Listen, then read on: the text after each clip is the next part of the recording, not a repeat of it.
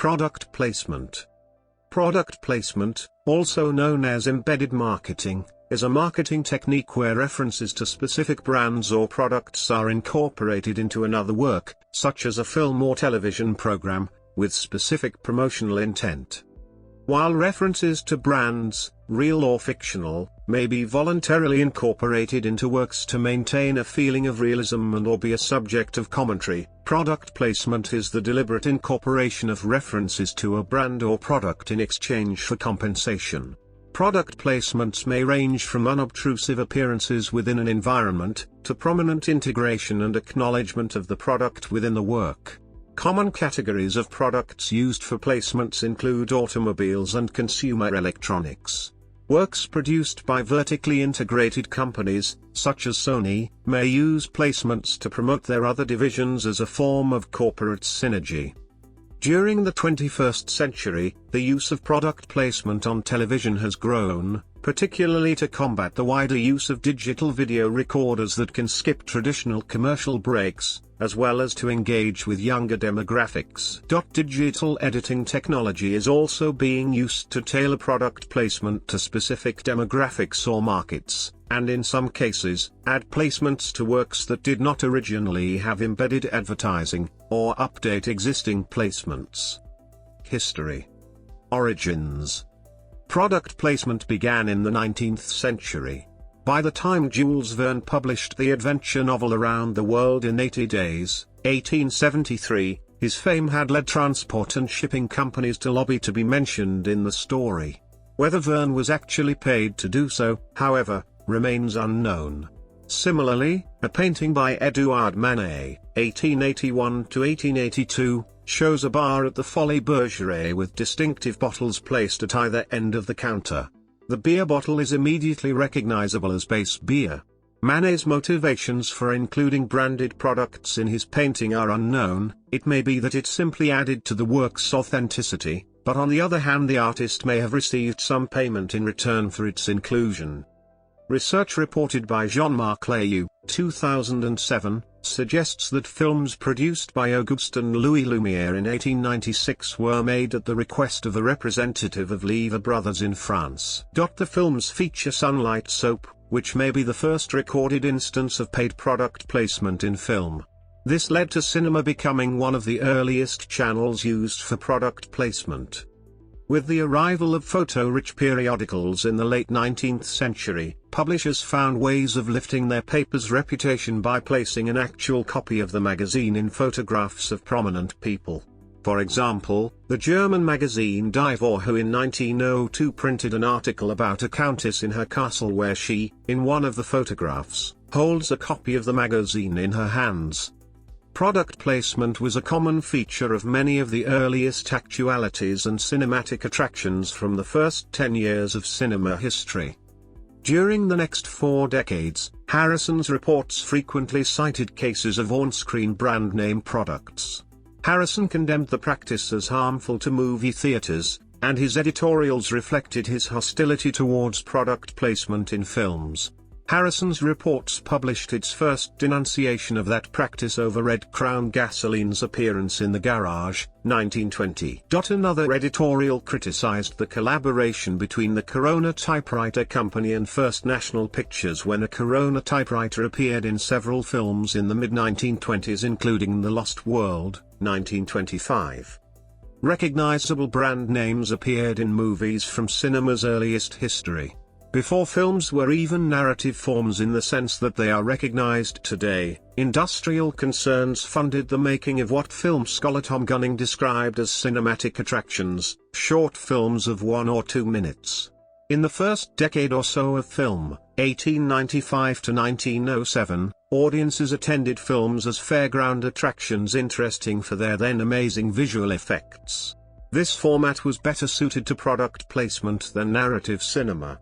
Gervich argued that early cinematic attractions have more in common with television advertisements in the 1950s than they do with traditional films.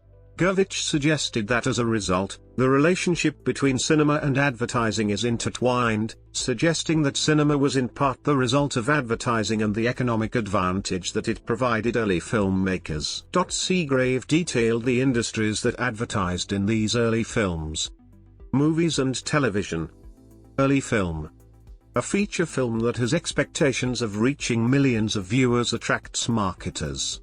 In many cases no payment is made for product exposure and no promise of marketing support is made when consumer brands appear in movies. Film productions need props for scenes, so each movie's property master, who is responsible for gathering props for the film, contacts product placement middlemen agencies or product companies directly. In addition to items for on-screen use, the product/service supplier might provide a production with large quantities of complementary products or services. Tapping product placement channels can be particularly valuable for movies when a vintage product is required, such as a sign or bottle, that is not readily available. Although there is no definitive proof that product placement for Red Crown gasoline in the garage, Fritz Lang's Dr. Mabuse the Gambler, 1922, contained a prominent title card in the opening credits reading "The gowns of the female stars were designed by Bar Replica and made in the fashion studios of Flato Schadler und Mosner." Among notable silent films to feature product placement was Wings, 1927, the first to win the Academy Award for Best Picture. It contained a plug for Hershey's chocolate. Fritz Lang's film M, released in 1931, shows a banner display for Wrigley's Park chewing gum, for approximately 20 to 30 seconds.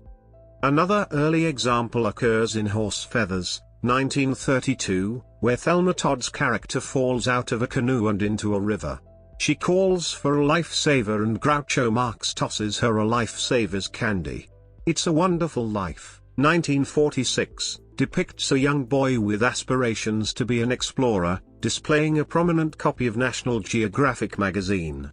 In Love Happy, 1949, Harpo cavorts on a rooftop among various billboards and at one point escapes from the villains on the Oldsmobile logo, the Flying Red Horse. Harrison's reports severely criticized this scene in its film review and in a front-page editorial. In Gun Crazy, 1949, the climactic crime is the payroll robbery of the Armour meatpacking plant, where a Bulova clock is prominently displayed. Later films. The Smokey and the Bandit, 1977, and the Cannonball Run, 1981, film series featured conspicuous placements. The science fiction film E.T. the Extraterrestrial, 1982, is often cited for its multiple, obvious placements, including the incorporation of the Candy Reese's Pieces into the plot. In the New World Pictures dub of The Return of Godzilla, Godzilla 1984, Dr. Pepper is subject to prominent product placement in the new scenes shot specifically for the dub. In a scene shot at an American military base, a vending machine is situated directly between two characters, and in similar scenes characters are often shown drinking the soft drink. Cheerios and Coca-Cola had product placement in the Andrew Lloyd Webber musical Evita, in Superman, the movie and the sequel Superman 2. Clark Kent eats Cheerios for breakfast in Smallville. In Superman 2's climax, Superman crashes into a giant Coca-Cola advertisement and saves people on a bus bearing an ad for Evita, before he smashes into a Marlboro delivery truck. A more prominent example of product placement comes in the film Castaway, in which Tom Hanks, the lead character, is a FedEx employee. References to the delivery company FedEx are made throughout the film, and the company is central to the plot.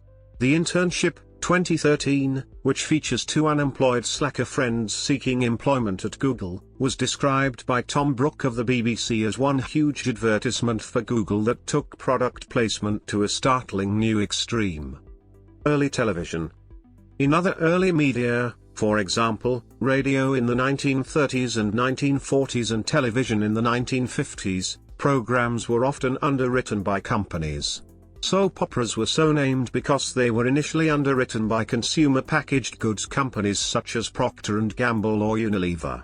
When television began to displace radio, Dumont's Cavalcade of Stars television show was, in its era, notable for not relying on a sole sponsor.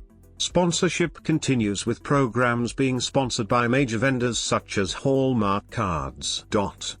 The conspicuous display of Studebaker motor vehicles in the television series Mr. Ed, 1961 to 1966, which was sponsored by the Studebaker Corporation from 1961 to 1963, as well as the display of Ford vehicles on the series Hazel, 1961 to 1966, which was sponsored by the Ford Motor Company from 1961 to 1965, are notable examples of television product placement. Types. Placements fall into two categories, paid and unpaid, the latter reduce production costs. Subcategories are basic, when a logo is merely visible, and advanced, whereby the product or brand is spoken by characters in the show or movie. Barter and service deals, mobile phones provided for crew use, for instance, are also common practices.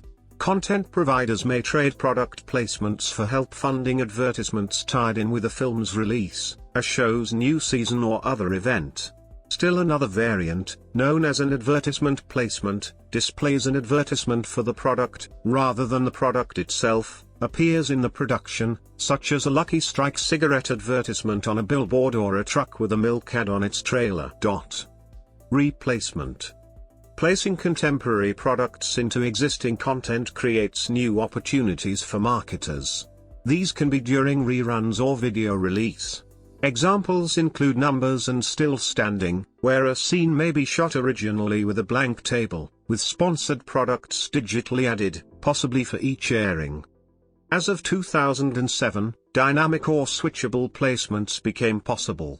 Placements can be customized based upon factors such as demographics, psychographics or behavioral information about the consumer.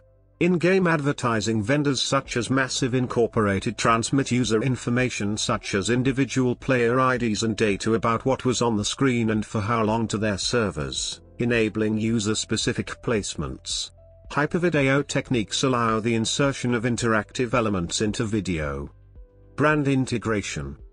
Brand integration, a variant of product placement, is when the product or company name becomes part of the show in such a way that it contributes to the narrative and creates an environment of brand awareness beyond that produced by advanced placement. While this type of advertising is common on unscripted shows such as The Apprentice, it can also be used in scripted television. An early example was by Abercrombie & Fitch, when one of its stores provided the notional venue for part of the romantic comedy film Man's Favorite Sport.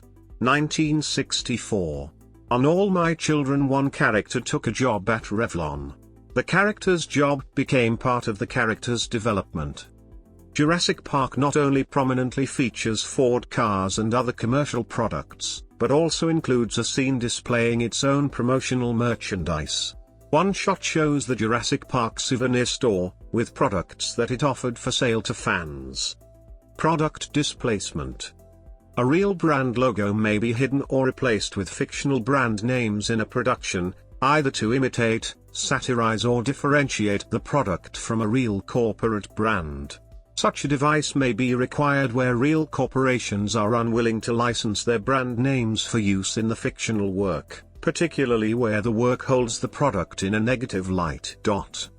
According to Danny Boyle, director of the film Slumdog Millionaire, 2008, the makers used product displacement to accommodate sponsors such as Mercedes-Benz that refused to allow their products to be used in non-flattering settings. While Mercedes did not mind having a gangster driving their cars, they objected to their products being shown in a slum. The makers removed logos digitally in post-production, costing tens of thousands of pounds. When such issues are brought up in advance of filming, production companies often resort to greeking, the practice of simply covering logos with tape, but one of them driven by Latiku is shown to have the logos on the car keys. Similarly, in The Blues Brothers, 1980, portions of the defunct Dixie Square Mall in Harvey, Illinois, were reconstructed in facade and used as the scene of an indoor car chase. Signage belonging to mall tenants was replaced with that of other vendors, for instance, a Walgreens would become a Toys R Us. Cars, 2006, parodies NASCAR, an advertising-heavy sport which controversially had long allowed alcohol and tobacco sponsorships. NASCAR's sponsors were replaced with fictional or parody brands. Dynaco Oil takes pride of place, followed by a string of invented automotive aftermarket products marketed in a similar means to pharmaceutical products. Dale Earnhardt Incorporated displaced Junior No. 8 sponsor Budweiser to avoid advertising beer in a Disney feature. The racing series portrayed in the film is also known as the Piston Cup, as a pun on the NASCAR Cup Series past sponsor of Winston cigarettes, during which time it was known as the Winston Cup Series. It has since been succeeded by phone carrier Sprint and energy drink Monster Energy. Audio versus visual. Placements can be sound only, visual only, or a combination of both. The Russian television show -2, phonetically Dom2, similar to Big Brother, often features participants stating something along the lines of, "Oh, did you check out the new product X by company Y yet?" After which the camera zooms in on the named product, explicitly combining an audio mention with a visual image. In the Real World /Road Rules Challenge, participants often make a similar comment, usually pertaining to the mobile device and carrier for a text message. An experiment from 2002 tested the relationship between auditory versus visual product placement and if the product had higher or lower connection to the plot to how well it was remembered by viewers. The results of the experiment concluded that regardless of if the product had higher or lower connection to the plot, in either circumstance an auditory product placement was more likely to be remembered by viewers than a visual product placement. Branded content. Branded content refers to works that are funded or produced by an advertiser as a vehicle for their brand. Some forms of branded content do include self-placed product placement, such as a series of made-for-TV movies produced by Walmart and Procter & Gamble, which featured placements for P&G products and Walmart store brands, but some, such as, most prominently, the media operations of Red Bull, are focused more upon producing content that is consistent with the brand's values and demographics, rather than being a promotion for their products, in this case, energy drinks, first and foremost. Cross-promotion. Larger, vertically integrated conglomerates may include references to their own products and services in works as a form of corporate synergy. Owing to its common ownership, Sony Pictures films have featured placements of Sony's consumer electronics products, particularly Xperia smartphones, among other products. The James Bond films Skyfall and Spectre prominently feature placements of the Xperia T and Z5 smartphones respectively, and the T was distributed with preloaded add-on content relating to Skyfall and the film franchise. Similarly, it is not uncommon for films produced by media conglomerates to include portrayals of programming from their respective television channels in universe, such as some 20th Century Fox films incorporating the then co-owned Fox News channel into scenes portraying newscasts. Parodies. The pilot episode of the NBC sitcom 30 Rock featured the General Electric, at the time an 80% owner of NBC, Trivection oven, but was said to be a joke by the show's creator. The show later parodied placement. The 1988 film Return of the Killer Tomatoes mocked the concept when at one point the film stops for lack of money. The character played by George Clooney suggests product placement as a way to continue. This was followed by several scenes with blatant product placement, including a Pepsi billboard installed in front of the villain's mansion. The 1994 film The Making of ... and God Spoke is a mockumentary about the filming of a biblical epic. When running low on funds to complete the film within a film, the desperate producers resort to product placement, resulting in the absurd anachronism of Moses descending from Mount Sinai carrying the Ten Commandments and a six-pack of Coca-Cola.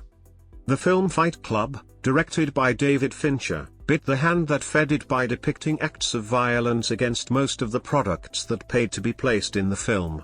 Examples include the scene where the Apple Store is broken into, the scene where Brad Pitt and Edward Norton smash the headlights of a new Volkswagen Beetle, and try to blow up a popular coffee franchise, a thinly veiled dig at Starbucks.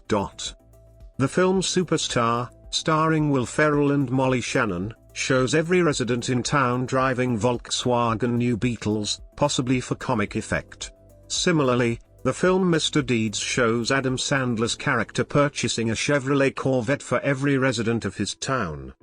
The 2006 Will Ferrell comedy film Talladega Nights, The Ballad of Ricky Bobby parodied the large amount of sponsorship in NASCAR, having the title character at one point drive with a dangerous and inconvenient decal of the Fig Newtons logo on his windshield as an additional vehicle sponsor, which obstructs his vision. He is also seen bluntly serving as a spokesperson for Big Red chewing gum. Wayne's World featured a scene where Wayne refuses to allow his show's sponsor to appear on the air. When told it is part of his contract, Wayne argues that the deal didn't include selling out while conspicuously drinking a can of Pepsi, eating Doritos, and displaying a Pizza Hut pizza. Garth then laments that people only do things because they get paid while his entire wardrobe consists of Reebok athletic wear. Finally, Wayne complains of a headache and Garth advises him to take Neuprin while cutting to a few seconds of a Neuprin TV ad. Kung Pao. Enter the Fist spoofed its product placements, highlighting the anachronistic inclusion of a Taco Bell. In a similar vein, in Looney Tunes, Back in Action, the main characters stumble across a Walmart while stranded in the middle of Death Valley and acquire supplies just for providing an endorsement. Carnegie, Crazy Shrine Maidens poked fun at its sponsor Sony by having one character give another a Blu-ray disc with the tagline "It's a Sony," only for them to complain that they do not have a Blu-ray player, to which the character responds with a version in Betamax. Faux placements. Some films do not wish to depict real brands on screen, so fake brands are created for products shown on screen. X-Files, 1993 to 2002, as well as many other films and television productions, featured the fictional Morley brand of cigarettes, the choice of the cigarette-smoking man. The company producing Morley's was also involved in a cover-up conspiracy, Brand X. Ghostbusters had a faux product in the climax of the film when the team faces the Stay Puft Marshmallow Man. Previously in the film, Stay Puft brand marshmallows are shown in Dana's apartment and a Stay Puft billboard is visible, via a matte painting, when the Ghostbusters storage grid is deactivated and the imprisoned ghosts are released. Similar in form, Mel Brooks used the same device in the comedy spoof Spaceballs, which parodied Star Wars. In one scene, he opened up a can of Perrier Candere, a play on the name Perrier, the brand of fresh spring water. The Truman Show utilized faux placements to advance the narrative of the reality television set. The protagonist's wife places products in front of hidden cameras, even naming them in dialogue with her husband. This increases Truman's suspicions as he comes to realize his surroundings are intentionally fabricated. Some filmmakers created fictional products that appear in multiple movies. Examples include Kevin Smith, Nails Cigarettes, Mubi Corporation, Chuli's Gum, Discreet 2 Burritos, and Quentin Tarantino, Red Apple Cigarettes, Jack Rabbit Slim's Restaurants, Big Kahuna Burger. This went even further with the fictional brand Binford Tools, which appeared in TV shows Home Improvement and Last Man Standing and in the Toy Story movie franchise, all starring Tim Allen. This practice is also fairly common in certain comics, such as Svetlana Chmakova's Dramaken, which makes several product placement-esque usages of Porky, a modification of the name of the Japanese snack Pocky, popular among anime and manga fans, or Naoko Takeuchi's Sailor Moon, which includes numerous references to the series codename, Sailor V, from which Sailor Moon was spun off. This practice is also common in certain reality-based video games such as the Grand Theft Auto series, which feature fictitious stores such as Omination, Vinyl Countdown, Gash, Spoofing Gap, Zip, Pizza Boy, etc. Reverse placement. So-called reverse product placement creates real products to match those seen in a fictional setting, typically as a tie-in. Willy Wonka and the Chocolate Factory, 1971, led to a real Willy Wonka candy company, established soon after the film's release. In 1949, Crazy Eddie was created as a fictional car dealer in the film A Letter to Three Wives. That name, bestowed in 1971 upon a real-life electronics chain in New York City, appeared in 1984 in an ad in Splash. Crazy Eddie's memorable ads are parodied in Howard the Duck, featuring a duck version of the famous pitchman, and UHF, as Crazy Ernie, a used car salesman, threatens to club a baby seal if nobody comes in to buy a car. In 2007, as a promotional tie-in for the Simpsons movie, 7-Eleven temporarily turned 12 of its locations into Quickie Marts, a fictional chain of convenience stores within the universe of The Simpsons. The stores sold real-world versions of food and drink brands seen in the franchise, including Buzz Cola, Duff Beer and Krusty O's. Music and recording industries. While radio and television stations are regulated by national governments, producers of printed or recorded works are not, leading marketers to attempt to get products mentioned in lyrics of popular songs. In 2008, the Kluger Agency was claimed to have proposed placement of Double Happiness jeans, a virtual sweatshop created as part of the Invisible Threads project for the 2008 Sundance Festival, in a Pussycat Dolls song for a fee. The firm was not intended to represent a commercial product. It had been invented as a collaboration between Jeff Krause of the Anti-Advertising Agency and Stephanie Rothenberg. While the product technically existed at the time, Double Happiness was intended to be a critical piece. In January 2009, Migra Corridos, a 5-song EP including accordion ballad El Mas Grande Enemigo, had received airplay on 25 Mexican radio stations.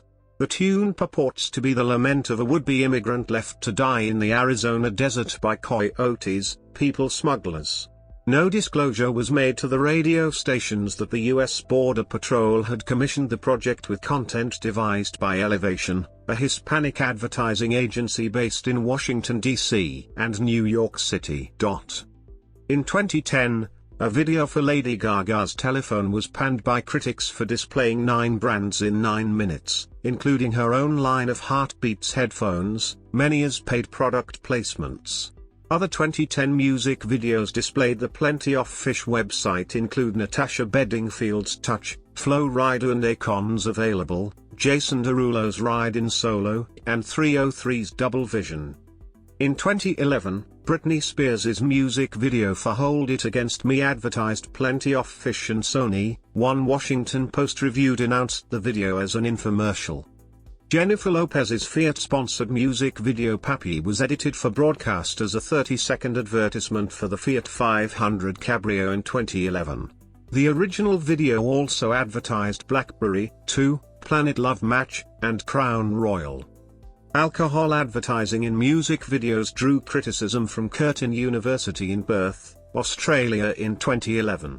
An alcohol beverages advertising code, ABAC, exists in Australia to handle complaints, but a placement of Midori liqueur in Cobra Starship's You Make Me Feel was judged not to be alcohol advertising.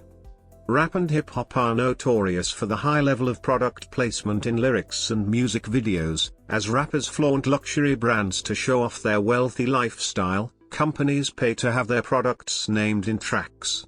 This integration began in 1986 with Run DMC's My Adidas. Hennessy and Alizé are notable as alcoholic drinks which became popular after being promoted in rap. Comics. South African football comic book Super Strikers accepts product placement to allow for the comic's free distribution. Product placement occurs throughout the publication, on players' shirts, billboards and signage, and through the branding of locations or scenarios. Super Strikers receives the majority of its support from Chevron, via its Cultex and Texaco brands. In markets where Chevron lacks a presence, other brands step in, for example, including Visa in Kenya, Uganda, and Tanzania. Other brands include their logos included as both billboard and background advertising, and through the branding of locations and scenarios. These companies include Metropolitan Life, Nike, Spur State Ranches and the South African National Roads Agency, among others. Other titles adopted the same system, including Cricket Comics Super Tigers and Strike Zone. Sports. Product placement has long been prevalent in sports at all levels. NFL. While now defunct NFL Europe allowed liberal use of team uniforms by sponsors, the main National Football League, NFL, does not. For instance, the league prohibits logos of sponsors painted onto the fields, although Gillette Stadium in Foxborough, Massachusetts, has their stadium's logo mark painted onto the turf field. In 2008, the league allowed sponsors on the practice jerseys of the uniforms, but not game uniforms. In 1991, the league allowed uniform suppliers to display their logos on their NFL-related products. Since 2012, Nike has been the league's official uniform supplier. Early on, two of the league's flagship teams, the Green Bay Packers and the Pittsburgh Steelers, adopted their identity from corporate sponsors. The Packers adopted the name Packers because they were sponsored by the Indian Packing Company. They later had Acme Packers written on their uniforms in the early 1920s after the Acme Packing Company bought Indian Packing. The Steelers adopted their current logo in 1962 as a product placement deal with the American Iron and Steel Institute, which owned the rights to the Steel Mark logo.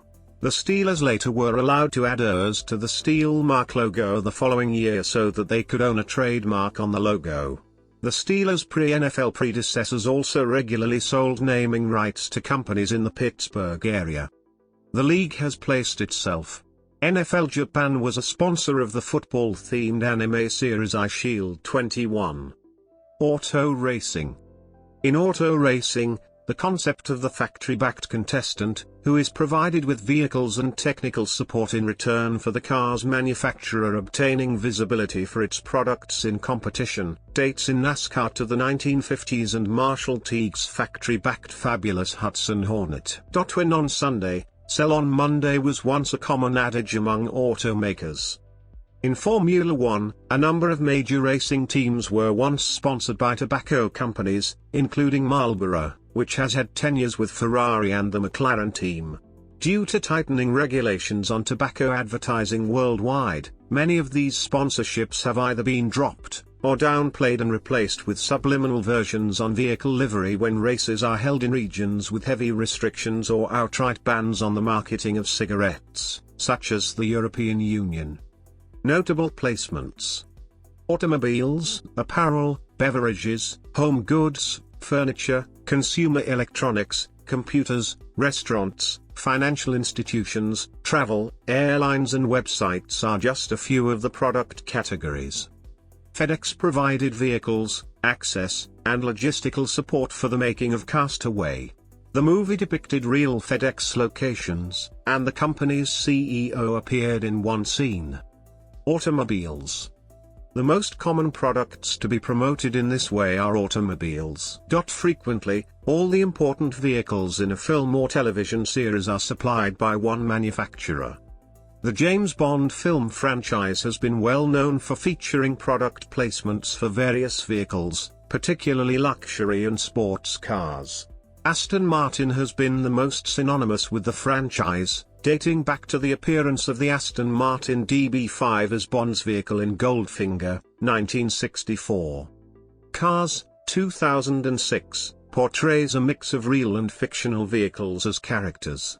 None are directly paid product placements, but many are factory-backed by manufacturers who provided technical assistance and vehicles during production. The Lexus LC500 was featured in the 2018 film Black Panther. The Audi R8 was featured in the Iron Man film series, while the Acura NSX Roadster was featured in the Avengers.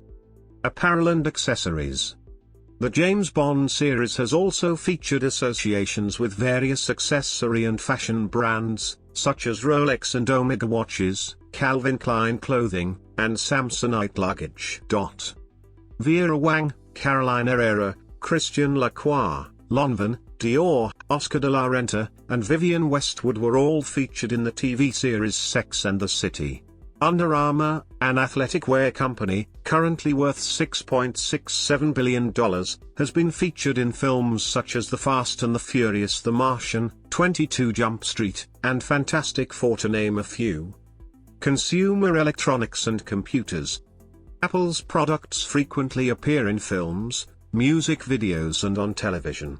Apple has stated that they do not pay for this, but declined to discuss how its products are placed. Some Apple placements may have stemmed from their product's ubiquity and position as a status symbol rather than actual paid promotion. Similarly, Pixar films have often included references to Apple products, although this is an homage to Apple co-founder Steve Jobs having been an early investor in the studio.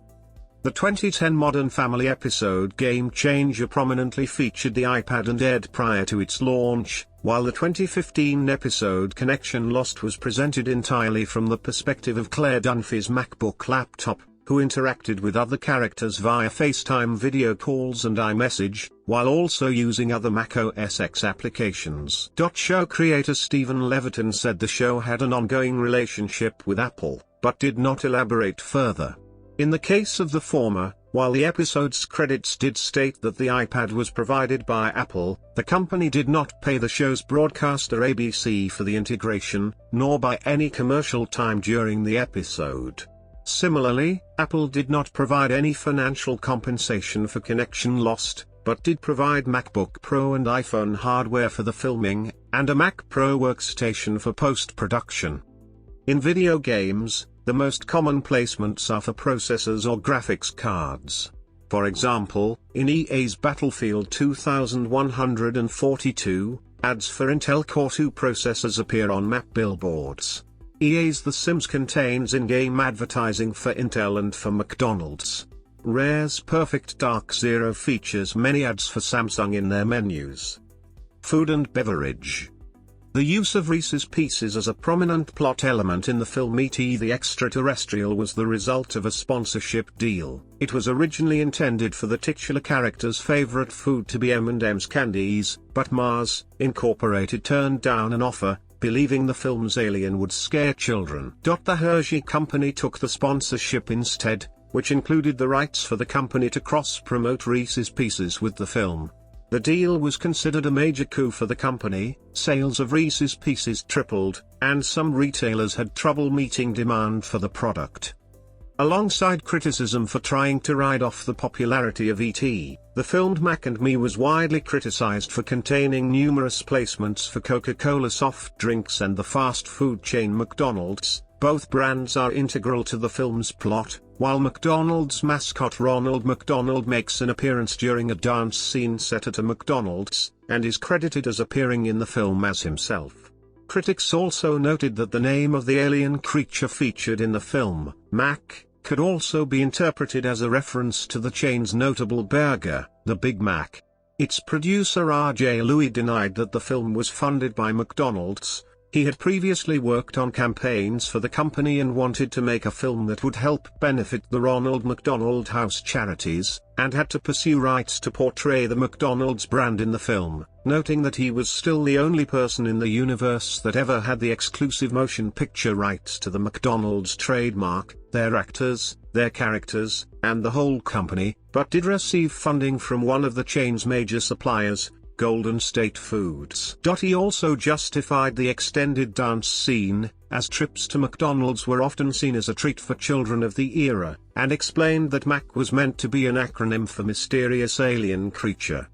The James Bond series has also prominently featured placements for liquor, tied to the character's recurring affinity for martinis, particularly Vespers, although Skyfall deviated from this tradition by entering into a promotional deal with Dutch brewery Heineken, which also allowed the company to feature Bond actor Daniel Craig in an accompanying ad campaign. Tobacco. Tobacco companies have made direct payment to stars for using their cigarettes in films. Sylvester Stallone received $500,000 to use Brown & Williamson tobacco products in 5 feature films.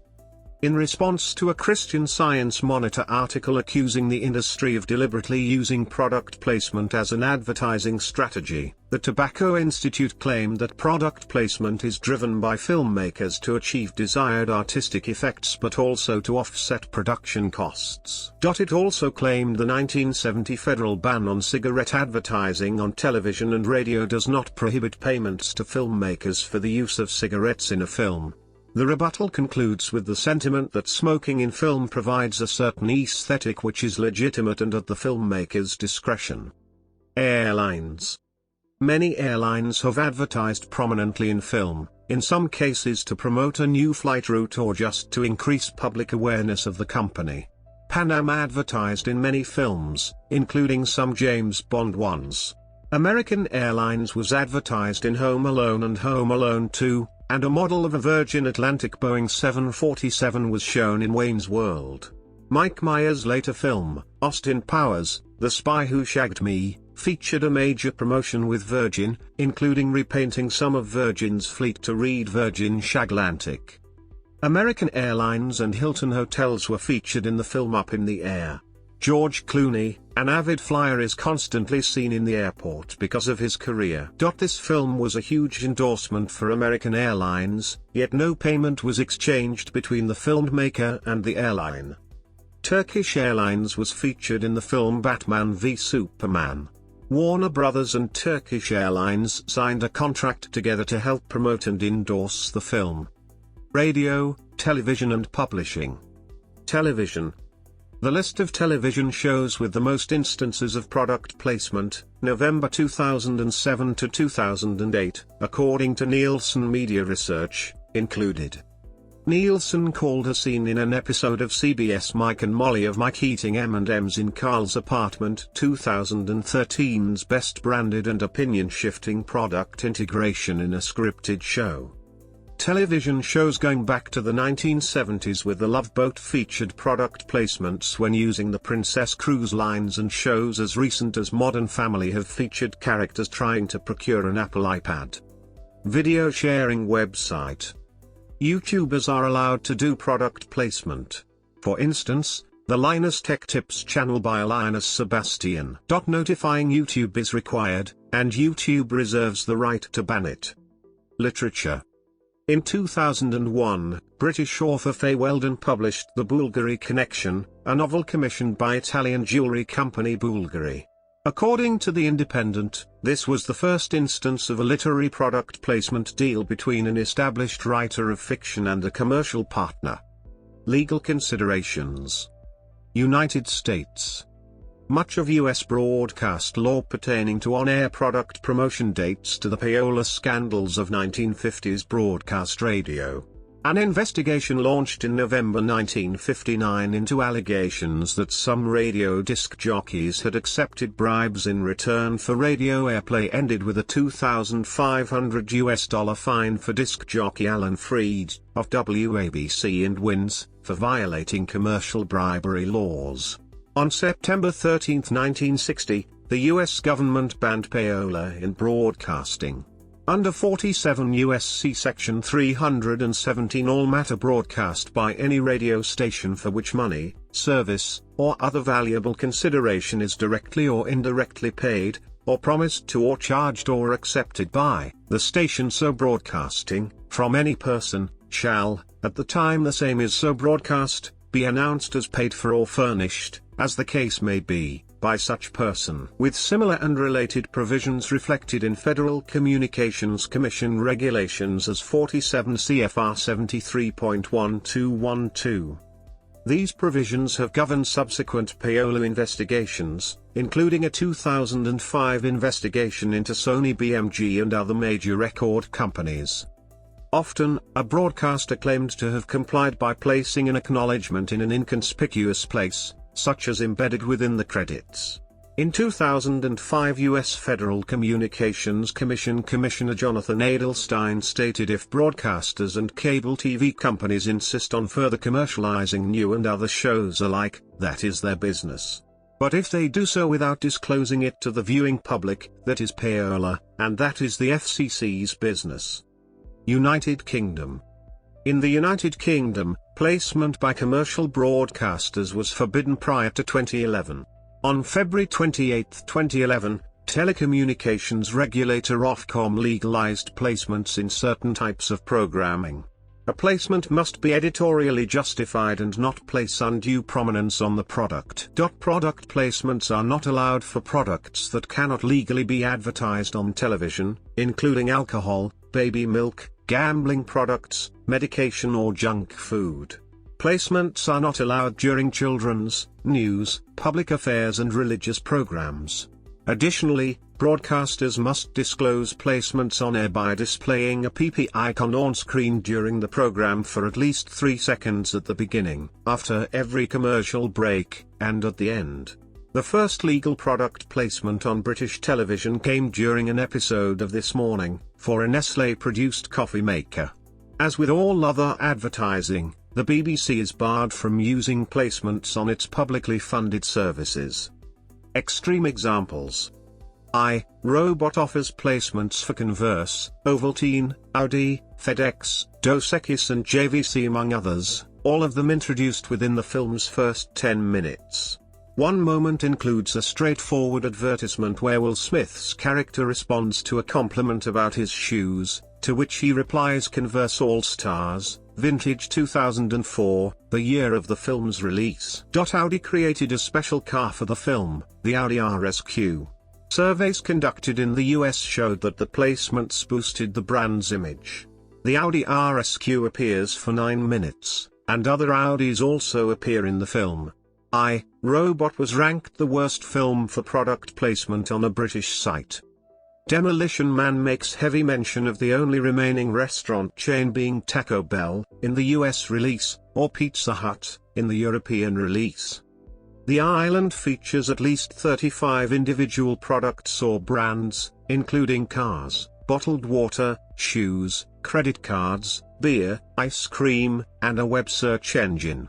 In the movie's DVD commentary track, director Michael Bay claims he added the advertisements for greater realism. Josie and the Pussycats contains placements in most of the shots. This appears to be done ironically, as the plot of the film revolves around subliminal messages in advertising. The film's general message can also be construed as an anti-consumerist one. The film neither sought nor received compensation for the placements. The 2009 Star Trek, in a scene where young James Kirk drives and crashes a Chevrolet Corvette, he operates a Nokia touchscreen smartphone. Before running the car off the cliff while being chased by a hovering motorcycle cop, the distinct Nokia trademark ringtone can be heard. The Finnish phone maker offered Star Trek apps for its phones. The use of contemporary products was ridiculed, as the scene is set in the year 2255. The Package, a 2012 episode of Hawaii Five-0, was heavily criticized and mocked for a 50-second sequence in which a character praised Subway sandwiches and promoted the Subway diet. The 2013 Filipino film My Little Bossings attracted criticism for its extensive use of product placement. Reviewers banned the film for being one long commercial, where advertisements for brands endorsed by the character's actors are frequently interspersed into the film. Zigmara of Rapala described the film's use of product endorsements as some of the most distasteful examples of local product placement while no effort is made to weave them into the narrative. In a similar vein to early radio and television programs, sponsored programs in the Philippines are not uncommon, where children's programs like Tropang Pochi and Jolatown were produced on behalf of companies, prominently featuring products and related properties in the shows in question. Viewer response. In April 2009, fans of the television series Chuck responded to a placement by Subway restaurants with a grassroots effort to save the show from cancellation. The movement gained support from cast and crew, with series star Zachary Levi leading hundreds of fans to a Subway restaurant in Birmingham, United Kingdom. Criticisms. Placement continues to grow, despite consumer groups such as Commercial Alert that object to the practice as an affront to basic honesty. The group requested disclosure of all product placement arrangements and notification before and during embedded advertisements. It justifies this to allow parents to protect easily influenced children. In 2005, the Writers Guild of America, a trade union representing authors of television scripts, objected that its members were forced to produce disguised ad copy. Some scholars argue that product placement may inherently affect the creativity and originality of movies, as film producers may rewrite scripts in order to incorporate products. Most typically, product placement and merchandise are most successful amongst specific genres of movies, which may eventually limit the diversity of films. Research. Effectiveness. As with most marketing tactics, product placement leads to explicit as well as implicit advertising effects. Explicit effects can be observed directly and are usually visible by higher recall scores. They are highly connected to the conscious mind. Implicit effects can be observed by a change in behavior, like a higher purchase intention. They are fully based on the subconscious mind. Implicit effects are more relevant for purchase decisions and therefore more valuable than explicit reactions. According to a 2009 study of product placement in movies from 2002, product placement in movies are effective financially. The study observed the relationship of a company having a product placed in a movie and that company's stock price. After accounting for other variables, the study found that companies on average have their stock price increase by 0.89% due to product placement during the movie's opening. Recall. Recall describes whether people can name a product after seeing it within the content. Research showed that there is a significant relationship between product placement and recall. Attitude. Product placement also leads to changes in attitude towards the product or brand. Purchase intention. A lot of research has shown a higher purchase intention as a result of product placement. Subconscious effects. Product placement affects the audience on a conscious, but also subconscious level. Science showed that there does not even need to be an explicit, conscious effect to activate subconscious effects. For example, product placement can lead to an exclusion of competing brands from the consideration set of the audience, subconsciously. It is also hoped to bypass advertising defense reactions of consumers by focusing on the subconscious character of product placement. Negative effects. Under specific circumstances, product placement can lead to no or even negative effects. This usually happens if the product placement is too obvious, while the audience also feels it is being manipulated. Placement moderators. Congruence. The better the product placement fits the surrounding content, the better the implicit effectiveness, like attitude or purchase intention, will be. Audio versus visual. After viewing a Seinfeld episode with visual, auditory and audiovisual product placements, a recall task indicated that audiovisual product placements were recalled the best, visual product placements somewhat less and audio placements least. In a recognition test, audiovisual was still remembered the best, but audio placements were remembered second best and visual placements were remembered third best. As indicated, the type of placement that is most effective seems to vary depending on task, but audiovisual placements seem to be often the most effective. However, audiovisual product placements are not remembered best when there is more than one audiovisual placement at once, making it hard to remember each one. In case the placement is only on the audio level, advertisers must make sure it is very prominent to have any effect at all. Character attractiveness. People tended to like brand names that were paired with attractive faces more than those paired with unattractive faces. The more times a brand was paired with an attractive face, the more people liked it. Product prominence. Product placement perceived to disrupt a movie, especially when repeated, were found in one study to be counterproductive. Moderate repetition of subtle product placements did not increase people's feelings of distraction. Products that are integrated within the plot of a movie are better recall, although not if more than one product is shown at a time.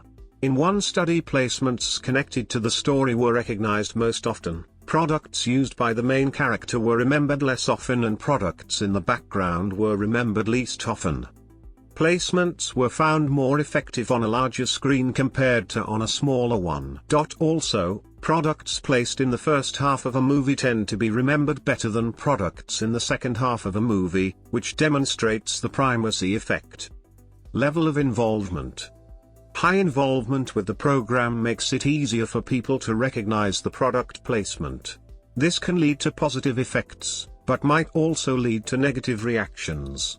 The same applies for high product category involvement. Audience demographics. Cultural attributes. Older research cited a difference between different cultural areas. For example, Australians, Austrians, and Germans tended to evaluate product placement more critically and show less positive reactions than Americans or people from certain Asian countries such as India. Age. Children are usually more easily influenced than adults. In a 2013 study on children's, age 6 to 14, ability to recognize product placement in film, the following results were found. Children between ages 6 and 9 did not understand that a company had to pay for the product to be in the film or had confusion on why a company would pay to have a product appear in a film. After age 10, most children were able to identify that an external company paid for the product to appear. Children between age 6 and 9 could not identify themselves as the target audience for the product placement. After age 10, most children understood that the product placement was targeted towards them. Children between age 6 and 9 could not identify the intention of product placement. Children between age 10 and 12 still had confusion over the intention of a company placing their product in a film. Children over the age of 12 had full understanding of the marketing intentions of a company placing its product in a film. Sex. If the product is endorsed by a person, there are stronger priming effects if the audience is the same sex. Women tend to be influenced a little easier, but show more negative reactions when the product can be described as ethically questionable, for example alcohol. Measurement. Tools. It is very difficult to measure the impact of a product placement on viewers, access to exposed audience, recruitment, interviews, database for results comparison, independence from agencies, and more of 70 criteria must be analyzed to be comprehensive. To measure the success of product placement, one first tracks the parameters of the placement itself, like the ease of identification, screen time, number of exposures, or association with the main character. That information is also often used to determine the price of a specific placement. Secondly, the effectiveness is measured using direct, for explicit memory effects, as well as indirect, for implicit memory effects, measurements. Measurement of the explicit memory. Explicit effects are measured by recall or recognition tests. Subjects are asked to name the products that he or she noticed, free recall. This survey can be also aided by giving additional information like a specific product category. At recognition tests, a selection of products is shown to the interviewed person, who then needs to select the ones that he has seen before. Measurement of the implicit memory. Implicit effects are measured in an indirect way by observing a change in behavior. This can be done by tracking the consideration set and buying behavior of people, measuring brain activities, or using abstract indirect test settings like the word fragment or word stem completion test. The implicit association test, IAT, is also an applicable measurement tool. Ethics. Many argue that product placement is ethically questionable, because it manipulates people against their will. A contrary view is, even if product placement is only perceived unconsciously, it is still evaluated by our mind. It cannot make people act against their beliefs. Most people also appreciate the fact that movies look more realistic with real brands and do not feel disturbed by the placements. Additionally, further research argues that product placement is not any different from other marketing tactics when it comes to ethics.